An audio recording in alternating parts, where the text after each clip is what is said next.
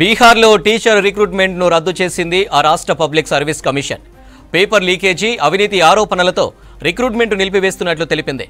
మార్చి 15న జరిగిన పరీక్షల్లో exam paper leak అయినట్లు ఆరోపణలు వచ్చాయి. దీంతో ప్రభుత్వంపై ఒత్తిడి పెరగడంతో టీచర్ ఉద్యోగ నియామక ప్రక్రియను నిలిపివేస్తూ బీపీఎస్సీ నిర్ణయం తీసుకుంది. ఎగ్జామ్ పేపర్ లీకేజీలో ఇప్పటికే 313 మందిని పోలీసులు అదుపులోకి తీసుకుని విచారిస్తున్నారు. మరోవైపు పరీక్ష రాసిన 270 మందిని డిటైన్ చేసింది బీపీఎస్సీ.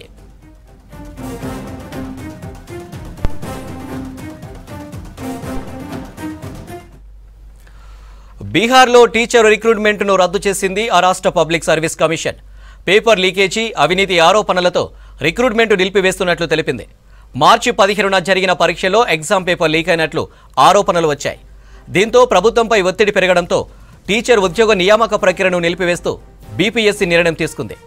ఎగ్జామ్ పేపర్ లీకేజీలో ఇప్పటికే 313 మందిని పోలీసులు అదుపులోకి తీసుకుని విచారిస్తున్నారు. మరోవైపు పరీక్ష రాసిన 270 మందిని డిటైన్ చేసింది బీపీఎస్సీ.